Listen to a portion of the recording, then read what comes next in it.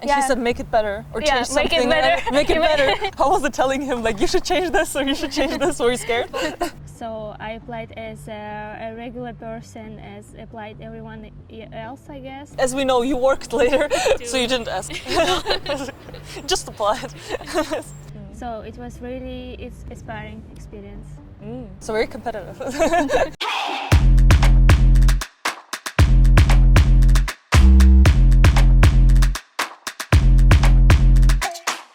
Hello everyone and welcome to another episode of Architect Explains with me, as always. But today we're not on my beautiful blue couch, we're actually in front of Politecnico di Milano because I brought with me another amazing guest who was previously a student here, which is Diana Kuzina. She's a licensed architect now, she just got her license. But we're not just going to talk about your amazing career, we're actually going to talk about a STARCHITECT, which is what interests everyone. How is it studying an architect? How is it working for a STARCHITECT? And Diana actually studied under Renzo Piano and then worked under Renzo Piano. So I'm super excited to talk to you about that, and thank you so much for being here. Thanks for inviting me. It will be a nice discussion for sure. For sure. So before we get into your work under Renzo Piano, we should talk a little bit about how you got into architecture and how you managed to secure your spot here at Politecnico di Milano. So my parents are not architects, but from my childhood I was used to play Lego, make drawings, just for myself for fun, painting. I went to art school. And then I met a friend there who was applying to architecture, and I was thinking that maybe that's what I'm going to do, because also the exams to enter to the university are making drawings by hand. So I think that was the thing that I was mostly passionate about, and I like it a lot. Amazing. So you came to Politecnico di Milano to get your master's degree. How did you first hear about Renzo Piano? Did you know him before, and how did you find out about his studio? I always liked his works because even from my first year of university back in Moscow in 2015, I was learning about his works, studying them. And when I came here and looked at my program, I saw that there is also the possibility to do an elective course. And I took it very serious, and I did a research about the list of all courses, and I saw a Renzo Piano course there. It was just one listed above around all of them, and I just decided to apply for it.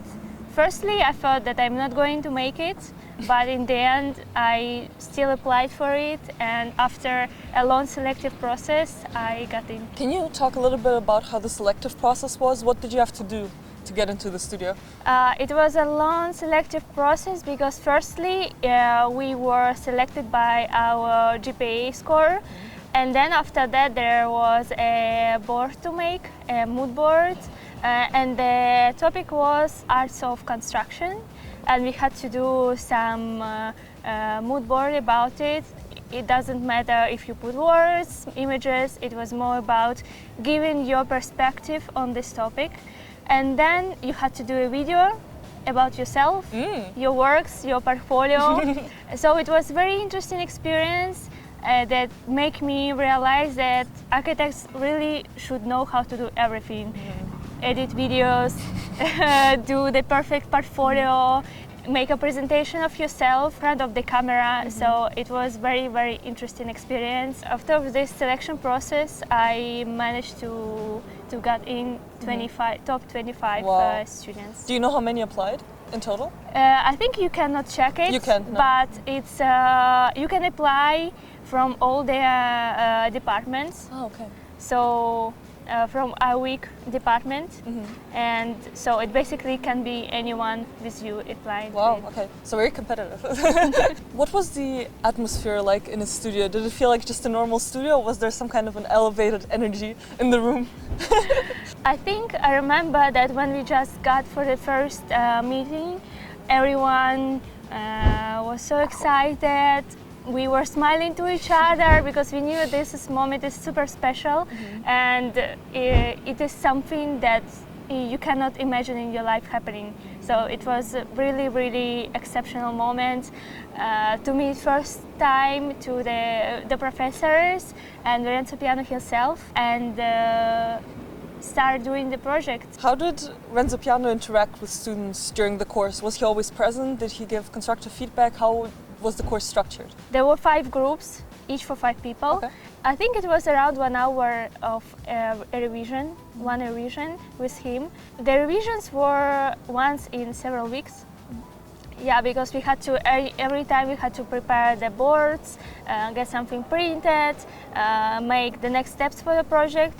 And then for every several weeks we had a revision with him.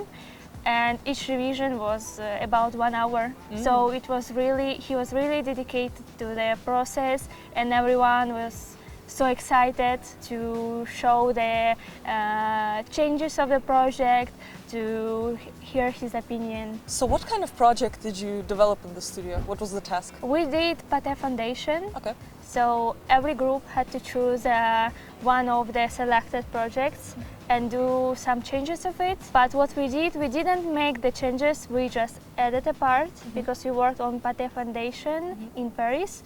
And we added a shading system. So we didn't try to change something in his project. We tried to implement something that is working. So the shading systems on a glass shell to prevent the direct light going inside the working space, because there is an archive in the shell with a lot of documentations and stuff like that. So our approach was try to do it with more care and avoid really demolishing something of what is this, because we didn't want to approach it in that way. So do I understand correctly that he came in with his project and he said make it better or change make something? it better. Make it better. Wow. Imagine proposing to Renzo Piano what you want to change about his project. It's a pressure. You know, but I respect that a lot as an approach, because I feel like to come as such an established architect and have the humanity to then come to the students and say, make it better, like you know better than me. I feel like that's a really cool, interesting approach, and I've never heard about that before. I don't know about anyone else, but that is definitely an interesting experience. How was it telling him you should change this or you should change this? Were you scared? How did working under Renzo Piano change your approach to architecture? Did it change your approach? Yeah, I think it did change, because what we learned, it's his approach, his vision on architecture, that architecture is an art. The light is part of architecture. So how the light is it a direct light, is it a translucent light? How do you feel this light inside the building? What materials you use to make this light enter, and in what part of the day? So it's really, if you look at his projects, I think you can see it, how different materials are used, in what stage, what part of the day is the light entering the room, the space, how it feels. Interesting. Diana actually also graciously brought some sketches from her time in the studio. Maybe we can show those right now? So I did a lot of sketches during the course, because we had different lectures on different buildings that were selected for this course. Added some sketches from the day we went to Renzo Piano studio back in Genoa. Oh, so you visited his actual studio? Yeah, it was part of course to have an excursion to his office. Interesting. Yeah. So looking back, what do you think made you stand out as a student, or what do you think caught his attention about you? Because as we know, you worked later for him. So what do you think made that? Those things are not connected. Oh, you don't think so? No. Oh, you know? In Okay. sense that I think it's definitely an advantage that I knew already about his project that much, that I did the course, but I still had a lot of work experience back in Moscow, that I started working at Renzo Piano. Actually, it's not connected. It's connected, but in sense that I demonstrate that I know a lot about the existing building, the architectural solutions, but I applied to it differently. So it wasn't a part of the course. The fact that I knew about the project, studied them a lot, did a lot of researches about the drawings, the different details of the projects already made by Renzo Piano. So I think, it was an advantage, but still not connected directly to the course. Interesting. So you didn't connect with him in the studio, and then he brought you So- to building workshop? How did it work? How amazing it is! No, I don't know. No, of course, as all projects are made in groups, it's a group work. So I think our group made a great job for this project, and it wasn't. I think it's a good approach that it's never like picking some student, some favorite student, and asking if you want to go work for me. Of course, it's not like that. And also, of course, I think many students wanted to ask him directly, "Oh, can I go and work for you?" But of course, it's not fair to do like this, because like you have an advantage that is not like. Then if one student asks, "Can I go to work for you?" then other students will think, why I didn't ask to. So you didn't ask? Just applied. What was the application process like to apply to then work in his building workshop? So I applied directly from LinkedIn, from a notification that I saw. So I applied as a regular person, as applied everyone else, I guess. So for me, it was still difficult to decide what I should say in my motivational letter, what I should emphasize about.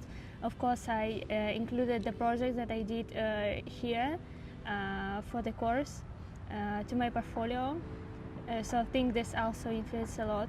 As I applied for the BIM position, I also talked about my experience that I got in Moscow, about working in BIM, doing a lot of parametric elements, and my working experience there back in Moscow as well. So what was your first impression like when you came into the company? How were your teammates? Was it different than studying here? Yeah, it was great because you enter and you see people from different parts of the world, different backgrounds, so very international environment with a lot of passionate people who are together to build architecture, to do new projects, to do new concepts.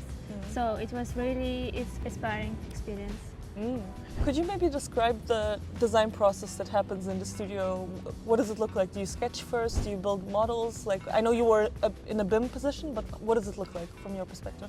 Yeah, I noticed that we work a lot with sketches, with explaining our design, with making prototype models. So it was a big part to infusion between sketches, seeing immediately the prototype model, seeing the 3D model, and look at it for each part of the design with different perspectives, in physical model or 3D model with a quick render. So it was really inspiring.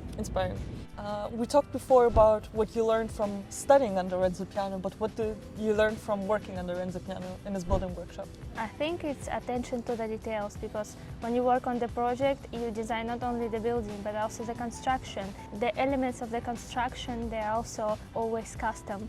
If you want to do your design, the design of every detail up to the shape of the nails in the construction, so in the structure. So I think it's this one. A question that I like to ask, always very selfishly, but also just because it's a fun question that everyone's wondering. What advice would you give to maybe younger students that want to study under someone or work under someone like Renzo Piano, or someone who's also very established? I think it's going to study abroad or had any experience abroad, because it makes you grow not only professionally but also as a person, to see different cultures. It really changes your perspective, not only on architecture but also on friendship, on work, approach to the project. I think it's very, very valuable experience that is highly evaluated also by the famous studios as well. Diana, thank you so much for your incredible insight, and thank you all for watching. This has been Architect Explains with your host, as always, Maria Oleshenko. This has been episode 5 actually, so we're going very strong with our team here in Milan. So thank you all for watching, and I will see you guys in the next episode. Bye guys.